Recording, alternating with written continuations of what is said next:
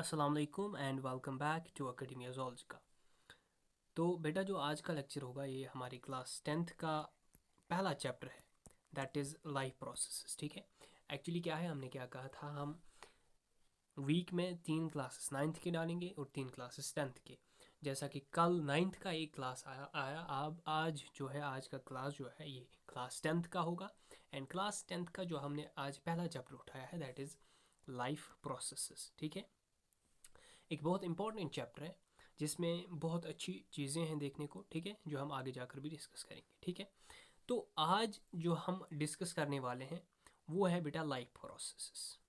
Before हम life processes को जानने की कोशिश करेंगे, ये लाइफ प्रोसेसेस है क्या, थोड़ा सा हम लाइफ के बारे में डिस्कस करेंगे। ये जो लाइफ है, ये लाइफ क्या है। ठीक है, तो यहाँ पर डेफिनेशन दी हुई है, दैट डेफिनेशन नहीं है ये परफेक्ट बट सेटल।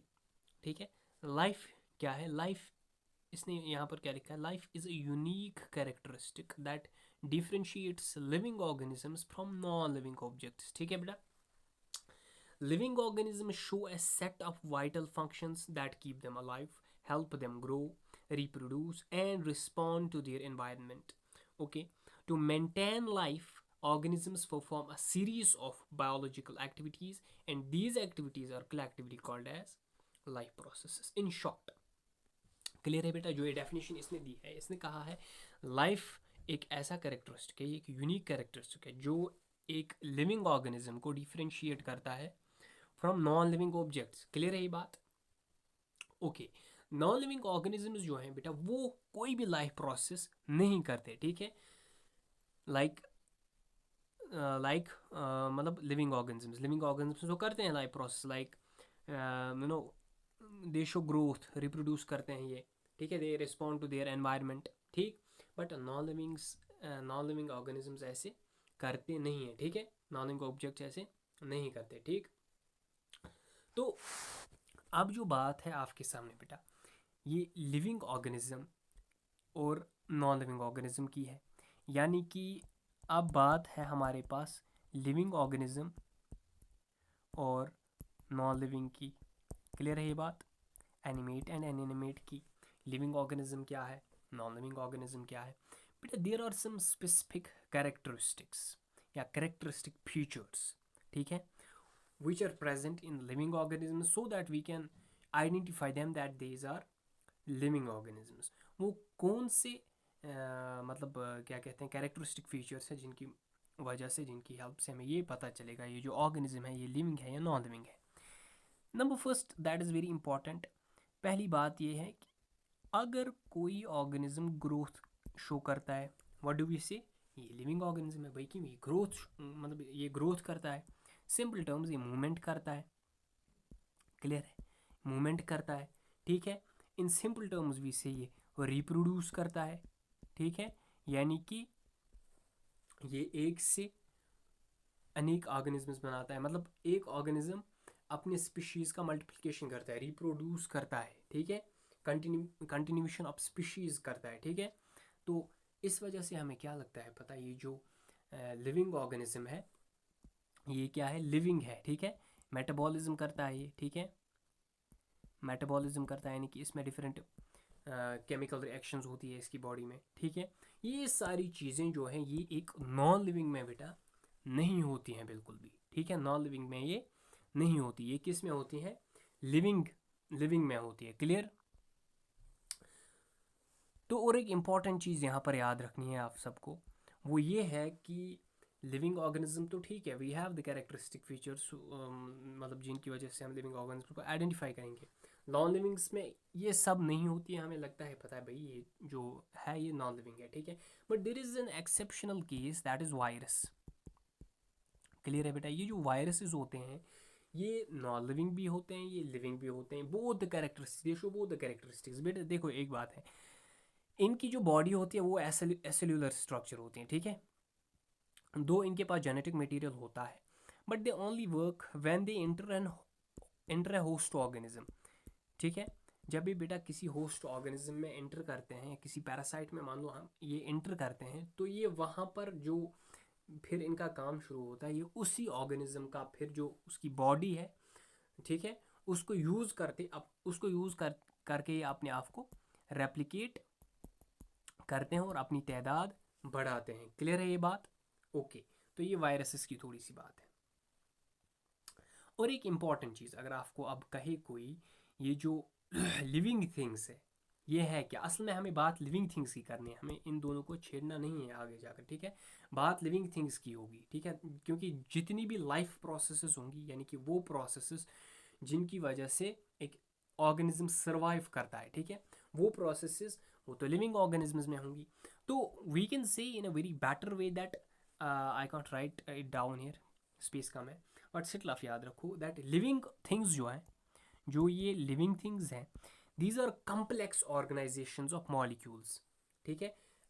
लास्ट में मैं ये डेफिनेशन लिखूंगा या टाइप करके डालूंगा, ठीक है। लिविंग थिंग्स जो होते हैं बेटा, ये कम्प्लेक्स ऑर्गेनाइजेशन ऑफ मॉलिक्यूल्स होते हैं।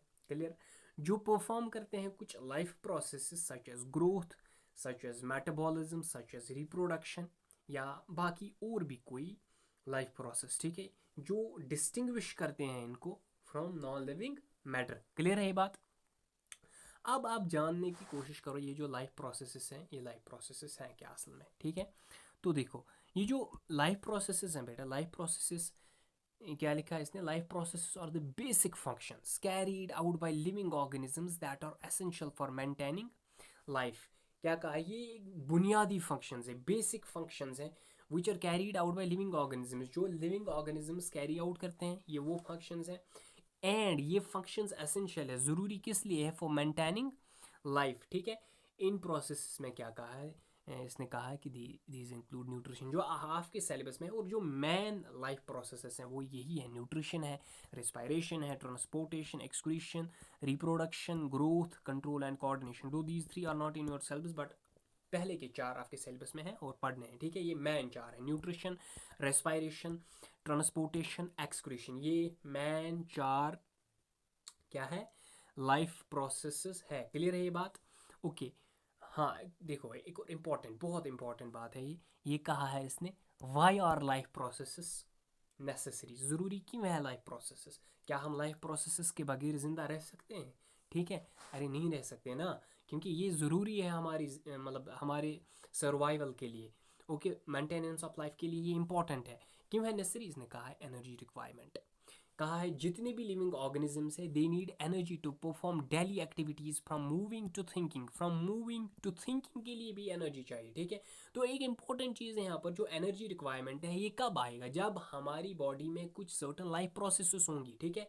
When we will have a better nutrition, जब हमारी बॉडी में न्यूट्रिशन अच्छा होगा तब हमारी बॉडी में एनर्जी आएगी, ठीक है।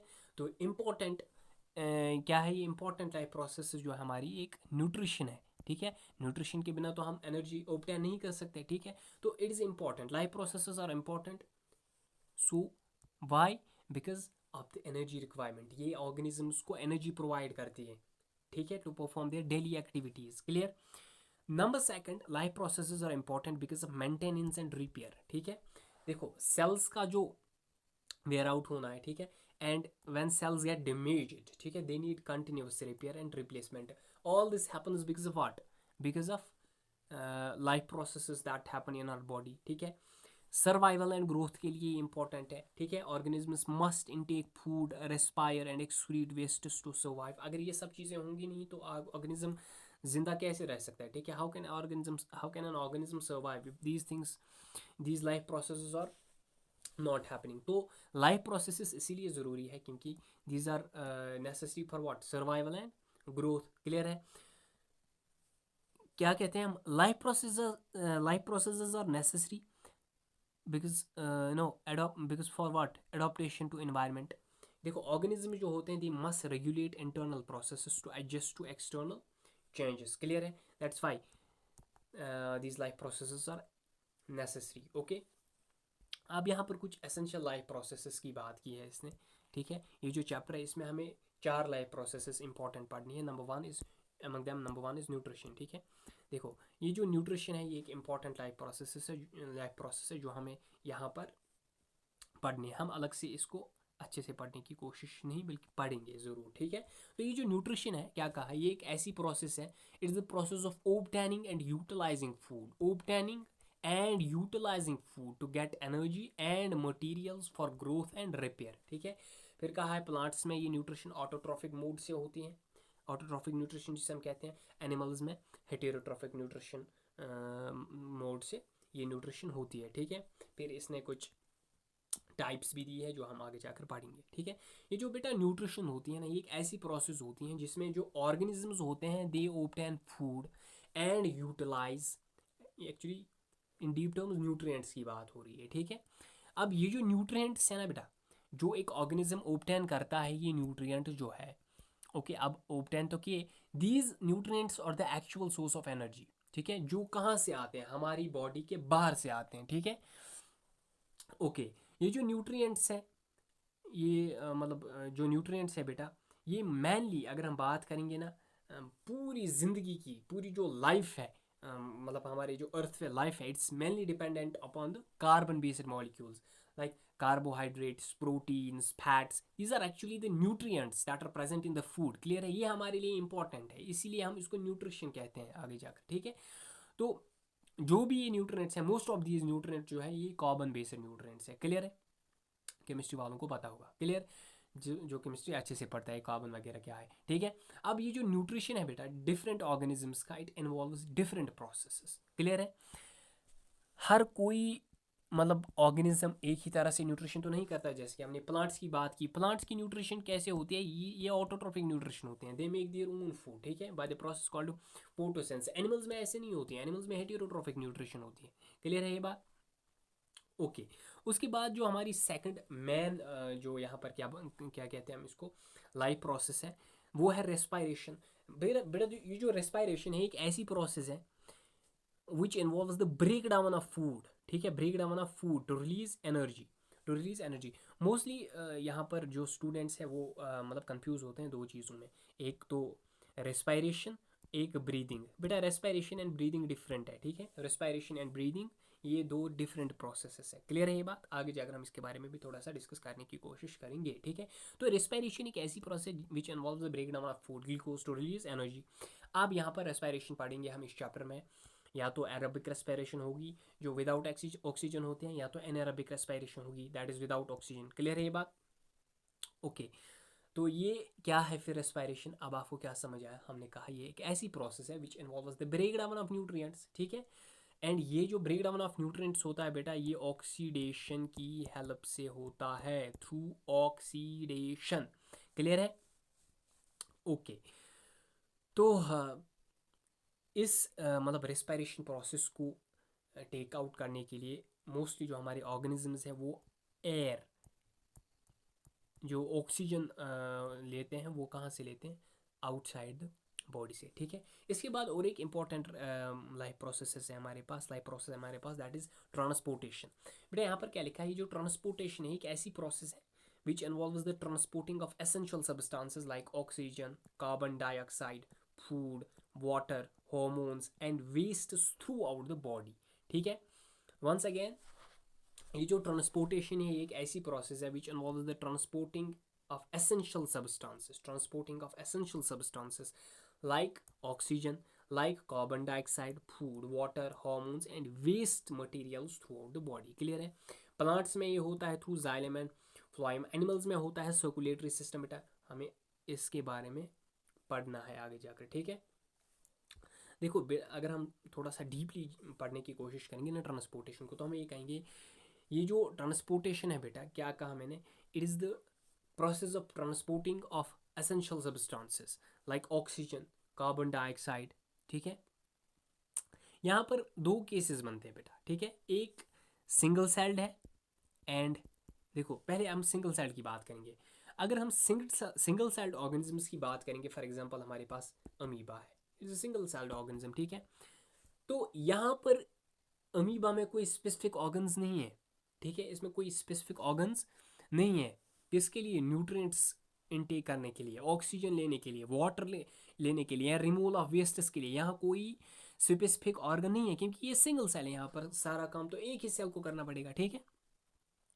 तो यहाँ पर रिमूवल ऑफ वेस्ट्स तो नीडेड है, अगर रिमूवल ऑफ वेस्ट्स नहीं होगा तो सेल तो खत्म होगी, ये तो डाई करेगी। क्लियर है, डेड होगी ये सेल। सो जो इनका इंटायर बॉडी सरफेस होता है ऐसे ऑर्गेनिजम्स का, that remains in contact with environment. Clear है? लाइक अमीबा की बात की हमने, एक सिंगल सेल्ड ऑर्गेनिज्म है, ठीक है। सो इसका जो बॉडी सरफेस है it remains in contact with the environment. अब यहाँ पर चाहे न्यूट्रिएंट इस बॉडी में आए या वेस्ट मटेरियल बॉडी से बाहर जाए, ये जाता है कुछ इंपॉर्टेंट प्रोसेसेस की वजह से। सिंपली यहाँ पर सेल के अंदर अगर कुछ आएगा ये सिंपल डिफ्यूजन की वजह से आएगा। हमने डिफ्यूजन 9th में डिस्कस किया है, ठीक है। तो ये डिफ्यूजन की वजह से बॉडी में आएगा, ठीक है। फिर अगर हम मल्टी सेल्यूलर ऑर्गेनिजम्स की बात करेंगे लाइक ह्यूमंस, ठीक है। ये जो ह्यूमंस है क्या है? मल्टी सेल्यूलर ऑर्गेनिजम्स है। अगर हम इन मल्टी सेल्यूलर ऑर्गेनिजम्स की बात करेंगे, यहाँ पर एक सेल नहीं होती है, बहुत सारी सेल्स होती हैं, स्पेशलाइज्ड फॉर्म में होते हैं, ठीक है। या अगर हम हायर प्लांट्स की बात करेंगे, सिंपल डिफ्यूजन यहाँ पर सफिशिएंट नहीं है to meet the oxygen and nutritional requirement, ठीक है। सिंपल डिफ्यूजन यहाँ पर काफ़ी नहीं है। तो यहाँ पर क्या होता है, जो ऑर्गेनिजम्स होते हैं लाइक मल्टी सेल्यूलर ऑर्गेनिजम्स जो होते हैं, so these develop specific organs and tissues, ठीक है। इनमें कुछ स्पेसिफिक ऑर्गन्स होते हैं या स्पेसिफिक टिश्यूज होते हैं for what? For transportation of materials from one part of body to the another body, ठीक है। और इसी प्रोसेस को हम ट्रांसपोर्टेशन कहते हैं। क्लियर है ये बात? ओके। इसके बाद और एक इंपॉर्टेंट लाइफ प्रोसेस है हमारे पास, दैट इज एक्सक्रीशन। क्लियर है? एक्सक्रीशन क्या है? ये actually it's the removal of harmful metabolic waste products from the body. Animals में कैसे होता है? किडनीज की वजह से, लंग्स हेल्प करते हैं इसमें, स्किन से होता है एट्सेट्रा, ठीक है। प्लांट्स में visions, gums, oxygen, okay, oxygen by products, ठीक है। यहाँ पर जो एक्सक्रीशन की बात कर रहे हैं, ये क्या है? एक्चुअली एक ऐसा प्रोसेस है which involves the removal of harmful metabolic waste products from body. हमारी बॉडी में देखो बेटा बहुत सारी बायोकेमिकल रिएक्शंस होती हैं, ओके। डाइजेशन ऑफ न्यूट्रिएंट्स की वजह से, ठीक है, ऑक्सीडेशन की वजह से, ठीक है। So these generate some by products जो हमारी बॉडी के लिए यूजलेस हैं, जो हमारे सेल्स के लिए यूजलेस हैं, ठीक है। और ये जो हार्मफुल वेस्टेज है, they are not only useless, but ये टॉक्सिक इफेक्ट्स भी क्रिएट करते हैं हमारी बॉडी में अगर इनको बाहर ना फेंका जाए। क्लियर है? So the removal of excess waste या toxic waste from our body, इसी प्रोसेस को हम एक्सक्रीशन कहते हैं। एंड जो system which consists of tissues and organisms that is related with the excretion, बेटा उस सिस्टम को हम एक्सक्रीटरी सिस्टम कहते हैं। क्लियर है? उस सिस्टम को हम एक्सक्रीटरी सिस्टम कहते हैं which is related to these organs and tissues, ठीक है। और आई मेरी बात समझ? तो ये है एक्सक्रीशन। उसके बाद अगर हमें मतलब ये कुछ 4 मेन प्रोसेस जो हमें इस चैप्टर में पढ़नी है, ठीक है। आफ्टर दैट एक हेडलाइन है यहाँ पर, characteristics of life processes. Life processes के कौन से कैरेक्टरिस्टिक्स हैं? पहली बात बेटा, ये कंटिन्यूस होती हैं, ठीक है। They occur from birth till death. जब जब से बर्थ होती है टिल डेथ ये प्रोसेसेस कंटिन्यू चलती रहती हैं एक बॉडी में, ठीक है। These are vital, means without them survival is impossible. अगर लाइफ प्रोसेसेस हमारी बॉडी में ना हो तो हम सर्वाइव नहीं कर पाएंगे। क्लियर है ये बात? दीज आर यूनिवर्सल, जितनी भी लिविंग ऑर्गेनिजम्स हैं, from the simple bacterium to humans, चाहे हम एक सिंपल बैक्टीरिया सेल की बात करेंगे या ह्यूमंस की बात करेंगे, वो इन लाइफ प्रोसेसेस को परफॉर्म करते हैं थ्रू दो इन डिफरेंट वेज। चाहे तरीके अलग ही क्यों ना हो, बट ये हर कोई, चाहे सिंपल बैक्टीरिया ही है, सिंपल बैक्टीरिया सेल ही है, to humans these life processes are universal, ये हर कोई करता है, ठीक है। तो इंशाल्लाह कल का जो लेक्चर हम पढ़ेंगे वो हम कल जो हमारी लाइफ प्रोसेसेस में लाइफ प्रोसेस है दैट इज़ न्यूट्रिशन, कल इंशाल्लाह हम इसको कल नहीं परसों इसको हम पढ़ेंगे इंशाल्लाह इन डेप्थ हम पढ़ेंगे, न्यूट्रिशन देखेंगे क्या है इसमें। फिर हमें ऑटोट्रॉफिक न्यूट्रिशन पढ़ना है, हेटेरोट्रॉफिक न्यूट्रिशन पढ़ना है, ठीक है। तो बाकी उसके भी टाइप्स कुछ आएंगे आगे जाकर जो हमें पढ़ना है। फोटोसिंथेसिस इंपॉर्टेंट जो हमें यहाँ पर डिस्कस करना है। आपको यहाँ पर देखना है Calvin cycle, that is very tough तो नहीं कहेंगे, बट हाँ अच्छा है टॉपिक, बट बोरिंग है थोड़ा सा, बट हम अच्छे से डिस्कस करने की कोशिश करेंगे so that you will understand that in a very better way. Clear? तो इंशाल्लाह let's meet now in the next lecture the day after tomorrow. Till then, fi amanillah and fi amanillah. Bye. See you. Support and show some love and share our videos if you like these. If you don't like, then don't share. Oh, sorry, I mean share these videos, and subscribe to our channel. Share it more so that it reaches more desired students who want us, who need us, and get benefit from us. Till then, bye. See you. E बोल